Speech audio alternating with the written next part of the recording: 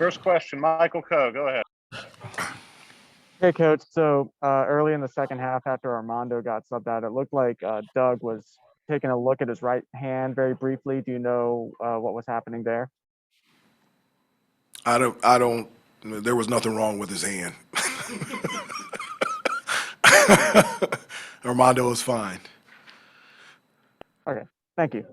Yeah. Greg Barnes.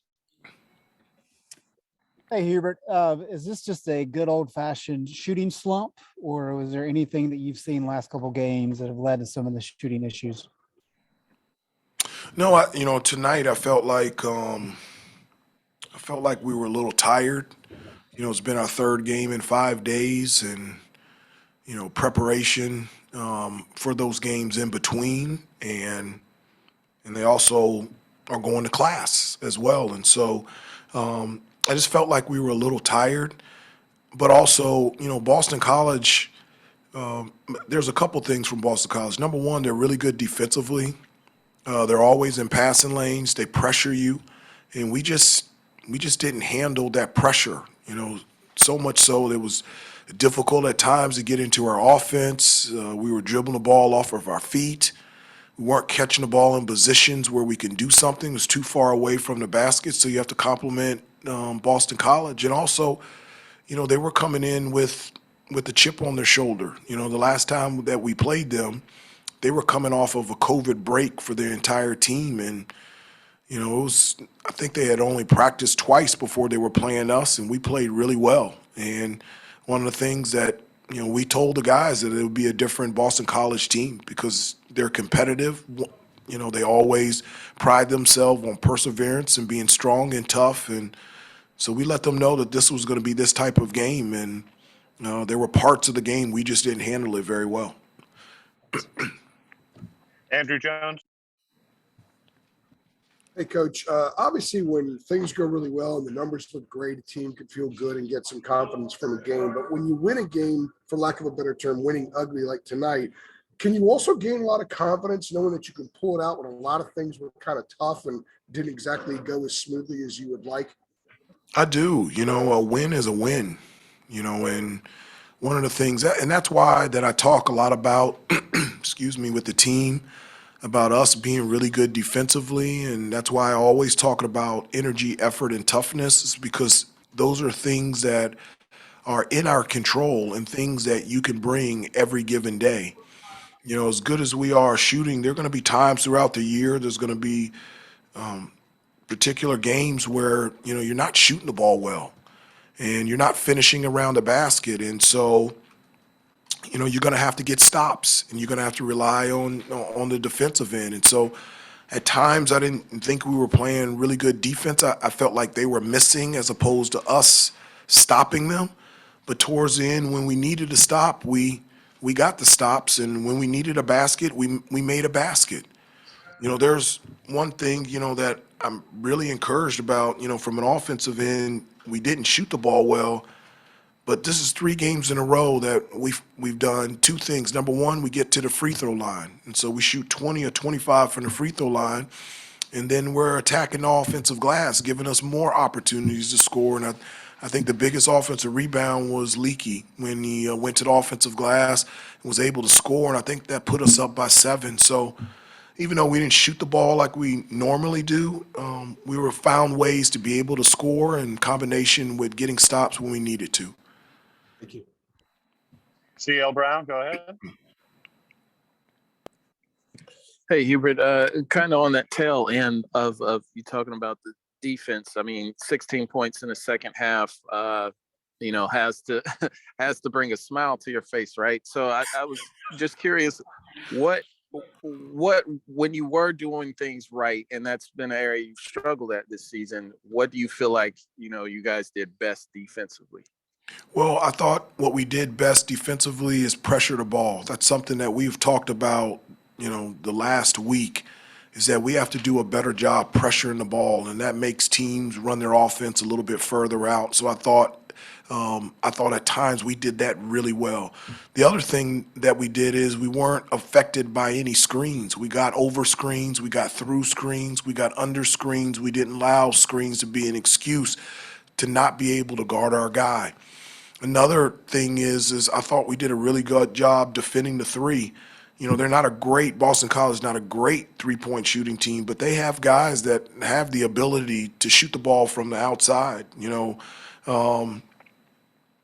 Zachary shoots over 40% from three-point range. Galloway is a lights-out shooter that can get on a streak and string a number of threes together. And so I thought we did a really good job defending the three. And then another area, CL, is defensively, we did a good job defending without fouling. And so that's something all year that's been really good for us. It's been difficult for teams to draw fouls on us. They only went to the free throw line 8 times. So I think that's something, a positive that you can draw on that can translate to the rest of the season and for Saturday against NC State. Jordan Kramer, go ahead.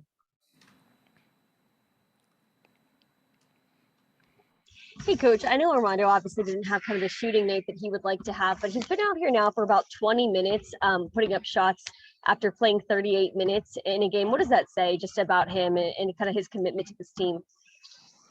Well, Armando's been great. He's the reason why he's having a fantastic year is because he just continues to get better and better, and he focuses on his craft.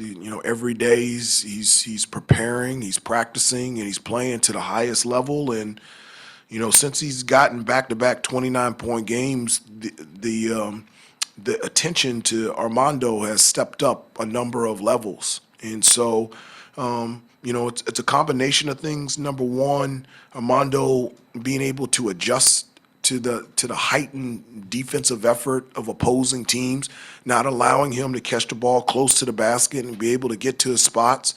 And also for me to do a better job of calling different plays, different actions to try to get him the ball around the basket a little bit easier on the move. And so those are things that we'll talk about and look at the next couple days in preparation for our game on Saturday. But it doesn't surprise me that he's out there shooting the basketball. And he didn't shoot the ball well, but one of the things is you can always do something to help the team.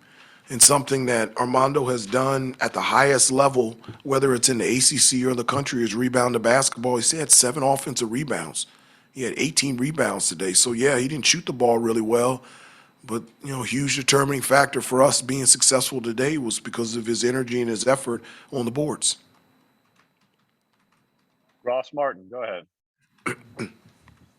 Hey, Coach Hubert, I'm just generally wondering your philosophy for the rotation and subbing in. I mean, you had back-to-back games now with all the starters playing 34 or more points. Is the fact that they're just better players at this time, or what is the reason for not going to your bench more throughout these last 2 games?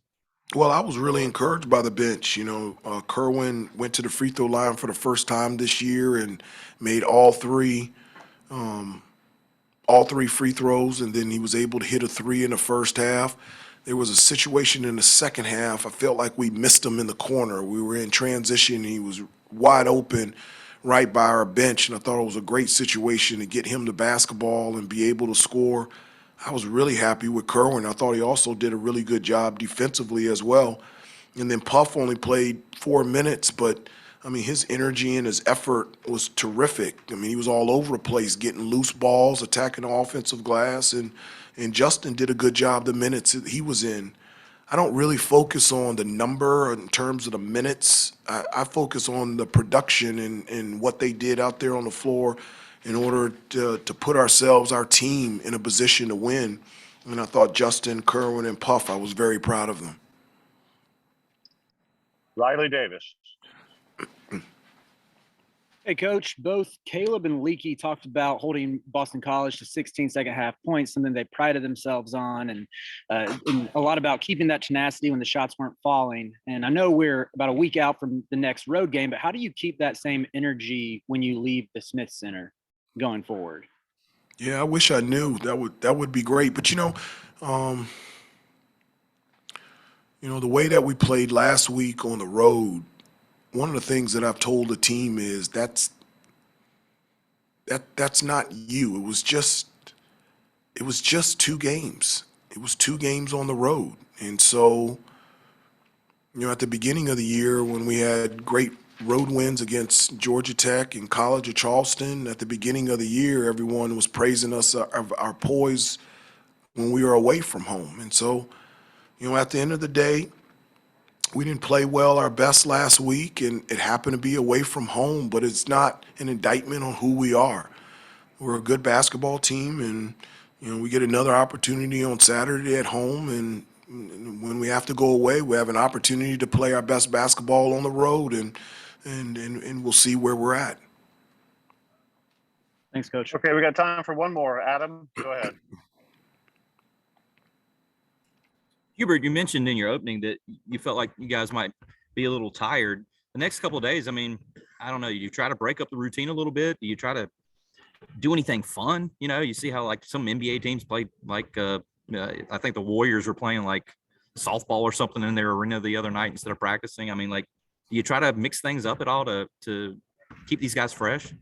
I would, I would do that if I had Steph Curry and Klay Thompson, and we wouldn't even play softball. We just rest and talk. It was wiffle ball. My bad. It was wiffle Fine, ball. we can do that. If give me Steph Curry, we'll play wiffle ball every day. Well, we'll do that, and we do that. Tomorrow will be a light day, and oftentimes that we do change things up because it's a long year, and just change up the rhythm a little bit and make things fun. That's actually what we did after we came back from the road last week. We sat down and spent time together as a team, and just laughing and spending time together. I think it really put us in a perspective, in a good place to start our 3 games at home. And so I understand what you're saying, and those are things that we would talk about as a staff to find out, in terms of what puts us in the best position to play our best on Saturday. And so I'm not opposed to playing wiffle ball. If that'll prepare us to play great against NC State, we will play wiffle ball. Just curious real quick. I know some teams have like a substitution coach, like a guy or a lady who keeps track of like when someone should go in. Do you all have a substitution coach? Is there anybody in charge of saying, hey, we should get somebody in the game right now? Do you guys do that? No, we've got great chemistry on the bench. The dialogue between myself and the rest of the coaches is really great. I mean, we have a great relationship, and we just work really well together, and I offer suggestions and they offer suggestions, and then I get to make the decisions. And so, no, we don't have a specific substitution coach. At the end of the day, it's my decision who plays and how much they play, but the conversation and the dialogue between myself and the rest of the coaches during the game, we've got great chemistry, and I can't do it without them. Thank you. Yeah, Thanks, Coach Davis. thank you.